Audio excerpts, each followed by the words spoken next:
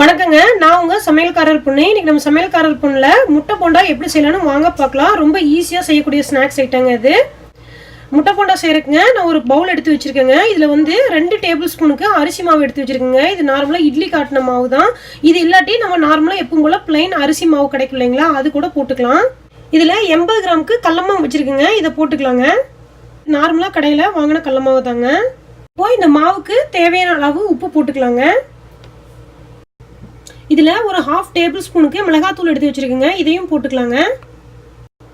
இதுல ஒரு 1/2 டேபிள் ஸ்பூனுக்கு கரம் மசாலா தூள் எடுத்து வச்சிருக்கேங்க. இதையும் போட்டுக்கலாங்க. இப்போ அதை கொஞ்சம் தண்ணி ஊற்றிங்க, நல்லா கெட்டியா பேஸ்ட் மாதிரி கரைச்சிக்கலாங்க. கொஞ்சம் கெட்டியா இருக்கணுங்க. இப்போ மாவு நல்லா கரைச்சாச்சுங்க. மாவு வந்து பார்த்தீங்கன்னா இந்த அளவுக்கு நல்லா கெட்டியான கன்சிஸ்டன்சி இருந்தாதாங்க முட்டையை வந்து இதுக்குள்ளே போட்டு நம்ம எடுக்கும்போது நல்லா முட்டைக்கு மேலே ஏகமும் இந்த மாவு நல்லா ஒட்டுங்க. இப்போ நம்ம முட்டைக்கு உள்ளே வைக்கிறதுக்கு மசாலா ஸ்டஃபிங் ரெடி பண்ணிக்கலாங்க. அதுக்கு 1/4 டீஸ்பூனுக்கு கரம் மசாலா தூள் எடுத்துக்கலாங்க. ஒரு பிஞ்சுக்கு மஞ்சத்தூள் எடுத்துக்கலாங்க. 1/4 டீஸ்பூனுக்கு மிளகாத்தூள் எடுத்துக்கலாங்க. கொஞ்சம் பெப்பர் போட்டுக்கலாங்க. 1/4 டீஸ்பூனுக்கு மல்லித்தூள் வச்சுக்கலாங்க. தேவையான அளவு உப்பு போட்டுக்கலாங்க. உப்பு வந்து கொஞ்சம் கம்மியாகவே போடலாங்க. ஏன்னா நம்ம இந்த முட்டை போண்டா போடுறப்ப மேலே மாவுக்கு வந்து உப்பு போட்டிருப்போம். அதனால இது வந்து முட்டைக்குள்ளே வைக்கிற ஸ்டஃபிங்னால கொஞ்சம் உப்பு கம்மியாகவே போடணுங்க. இதில் கொஞ்சம் எண்ணெய் விட்டு இப்போ நல்லா பேஸ்ட் மாதிரி நல்லா கலந்துக்கலாங்க. இந்த மெத்தட் பார்த்தீங்கன்னா நம்ம கடையிலலாம் வாங்கி சாப்பிட்ற முட்டை போண்டா மாதிரியே இருக்கும். அதுக்காக தான் இந்த ஸ்டஃபிங் பேஸ்ட் வந்து நம்ம செய்கிறோங்க. இப்போது நம்ம முட்டைக்குள்ளே வைக்கிறதுக்குங்க மசாலா ஸ்டஃபிங் ரெடி ஆயிடுச்சுங்க. இப்போ முட்டை போண்டாக்குங்க நான் 6 முட்டை வேக வச்சு தோல் உரிச்சு எடுத்து வச்சிருக்கேங்க. இப்போ இந்த முட்டைக்குள்ள இந்த மசாலா ஸ்டஃபிங்கை வச்சிடலாங்க. இப்போ இந்த முட்டையை வந்து லைட்டாக பார்த்து மேலால கீறிக்கணுங்க. கீறிட்டு இதுக்குள்ள வந்து நம்ம ஸ்டஃபிங்கை வச்சிடலாங்க. இது கட் ஆயிடுச்சுன்னா நம்மளுக்கு போண்டா போடுறப்ப கரெக்டாக வராதுங்க. அதனால கட் ஆகாமல் லைட்டாக கீறி உள்ள மட்டும் மசாலாவும் நல்லா ஸ்டஃப் பண்ணி விட்டுருங்க. இதே மாதிரி எல்லா முட்டைக்கும் சென்டரில் கீறி மசாலா ஸ்டஃபிங் வச்சிடலாங்க. இப்போ எல்லா முட்டைக்கும் மசாலா தடவை வச்சாச்சுங்க. இப்போ அடுப்புல எண்ணெய் ஊற்றி வச்சுட்டுங்க. இது நல்லா சூடா இருக்குதுங்க. இந்த முட்டையை ஒண்ணுன்னா இந்த மாவுல நனைச்சு போட்டுடலாங்க. மாவு வந்து கொஞ்சம் கெட்டியா இருந்தா தான் இப்போ நம்ம முட்டையை போட்டு எடுக்கும்போது உங்களுக்கு முட்டை மேல நல்லா மாவு ஒட்டு. இப்போ பார்த்தீங்கன்னா முட்டைக்கு மேலே நல்லா மாவு ஒட்டிருச்சுங்க. இதை இப்போ இந்த எண்ணெயில போட்டு எடுத்துடலாங்க.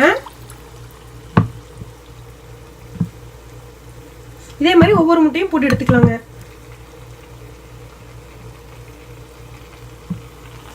எண்ணெய் வந்து போண்டா முழுகிற அளவுக்கு ஊத்துனாங்கன்னா போண்டா வந்து சீக்கிரம் நல்லா வெந்துருங்க. இப்போ முதல்ல போட்ட முட்டையில வெந்திருக்குங்க. அதை கொஞ்சம் திருப்பி விட்டுறலாம்.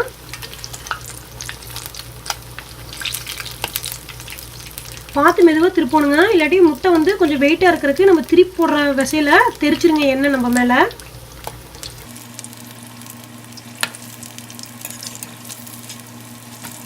நல்லா வேகட்டுங்க மாவு. அடுப்பு கொஞ்சம் மீடியம்லேயே இருக்கட்டுங்க. ஒரு சைடு வெந்தீங்க, மறுபடியும் இன்னொரு சைடு திருப்பி விட்டே இருக்கணுங்க. அப்போதான் ஏகமும் வந்து முட்டை மேலே ஊற்றி இருக்க மசாலா வந்து வேகுங்க. இப்போ பார்த்தீங்கன்னா ஏகமும் மாவு நல்லா வெந்துருச்சுங்க. இப்போ ஒவ்வொரு போண்டாவும் வெளியே எடுத்துடலாங்க.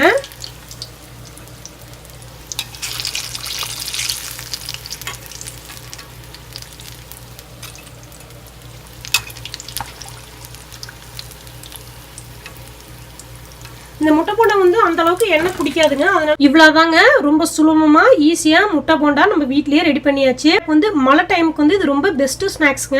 இது வரைக்கும் நம்ம கடைகள்ல வந்து அடிக்கடி முட்டை போண்டா வாங்கி சாப்பிட்டுருப்போம். இனிமேலும் உங்க வீட்லயே இந்த தள்ளுவண்டி கடைகள்ல கிடைக்கிற மாதிரி முட்டை போண்டாவை செஞ்சு சாப்பிட்டு பாருங்க. ரொம்ப சூப்பரா இருக்குங்க.